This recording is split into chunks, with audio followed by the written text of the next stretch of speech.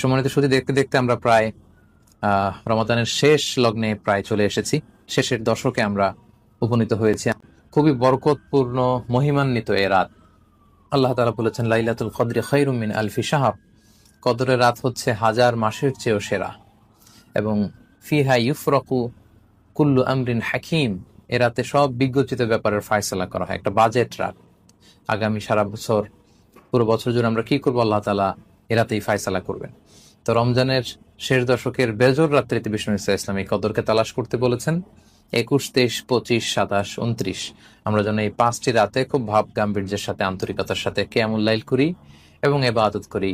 এবং বিষ্ণু ইসলাম বলেছেন, মান হরিমা খায়রাহা ফাকাদ হরিম, যে ব্যক্তি কদরের খায়ের থেকে বঞ্চিত হলো, সে আসলেই বঞ্চিত, দুর্ভাগা। আমরা যেন দুর্ভাগা না হই।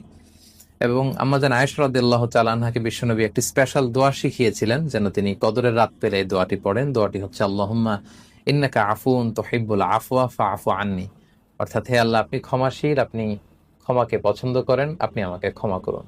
আমরা যেন এই দোয়াটি বেশি বেশি পড়ি। আপনার আবেগ, ভালোবাসা, মনের মাধুরী মিশিয়ে, চোখের পানি মিশিয়ে, অশ্রুসিক্ত করে এই দোয়াটা করতে হবে, তাহলে সে দোয়া আল্লাহর কাছে কবুল হবে। আমরা যেন আমাদের ভাব, আবেগ সব ঢেলে দিতে পারি আমাদের দোয়াতে, আমাদের সিজদায়, আমাদের কিয়ামুল লাইল। এবং যে কোনো ভাষায় পৌরাণিক দোয়াগুলো রেকমেন্ডেড, হাদিসের মাসুর গুলো রেকমেন্ডেড।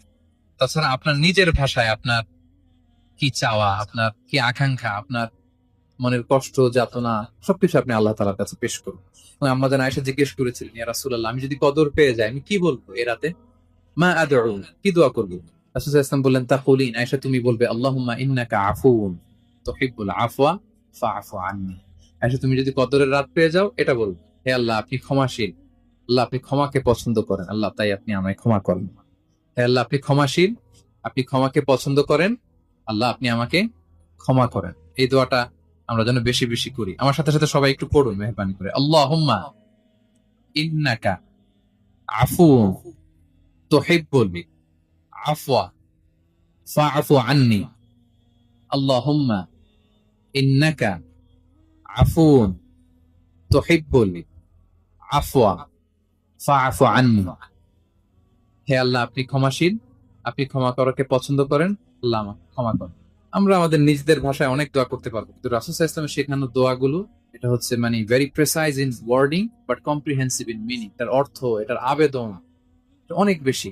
আমি অনেক 10টা 20টা বাক্য বলে এত সুন্দর কথা মিলাতে পারবো না। রাসূল সাল্লাল্লাহু আলাইহি ওয়াসাল্লাম যেটা শিখিয়ে দিয়েছে, আগে আল্লাহর প্রশংসা করলাম, আল্লাহ আপনি ক্ষমাশীল, আবারও প্রশংসা, আল্লাহ আপনি তো ক্ষমা করাকে পছন্দ করেন। যেটা আপনি পছন্দ করেন না ওইটা তো চাচ্ছেন, যেটা আপনার পছন্দ, যেটা আপনি করতে ভালোবাসেন, গাফিরিজ যামবি ওয়া কাবিলিত তাওব, আপনি ক্ষমা করাকে পছন্দ করেন, তওবা কবুলকে আপনি পছন্দ করেন, তো সেটাই তো চাচ্ছি আপনার কাছে, আপনি আমার তওবা কবুল করুন, আল্লাহ আপনি আমাকে ক্ষমা করুন।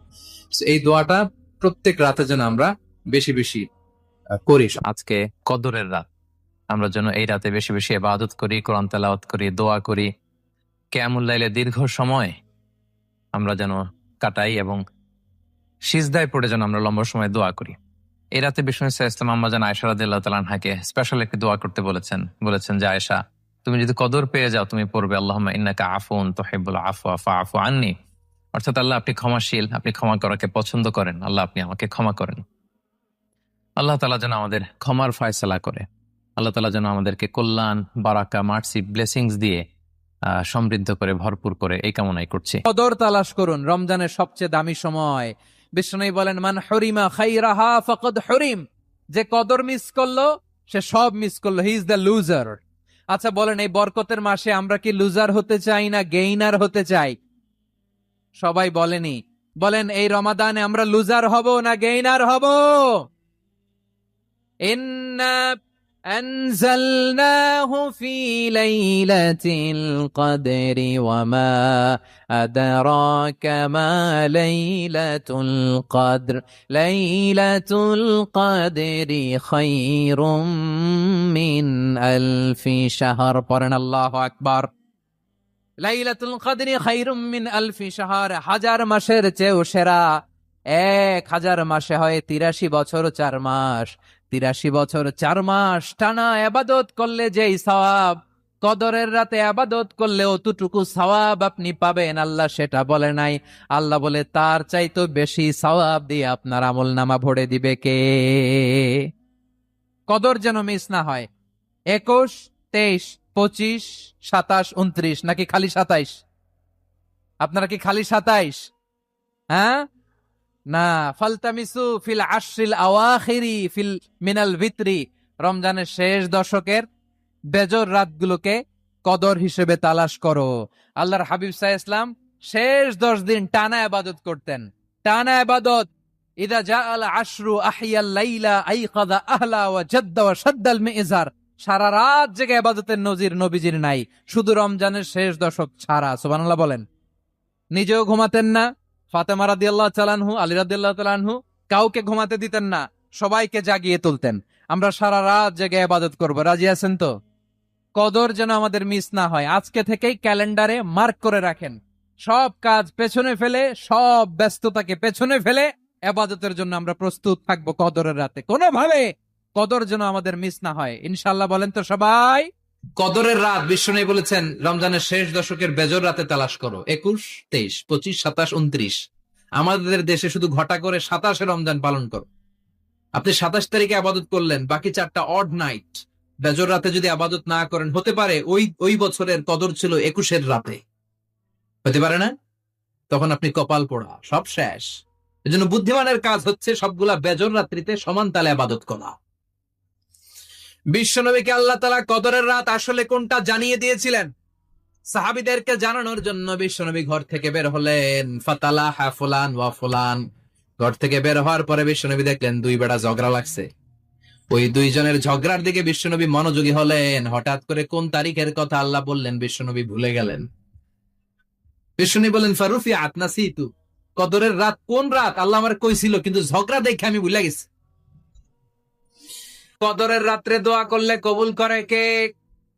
আমরা বাংলাদেশে শুধু 27 পালন করি, বাকি 5 দিনের খবর নাই। এরকম আছে না নাই? 21, 23, 25, 27, 29 এই 5টা বেজর রাতে, যে কোনো রাতে কদর হয়ে যেতে পারে। আমরা নামাজ পড়ি কোন রাতে?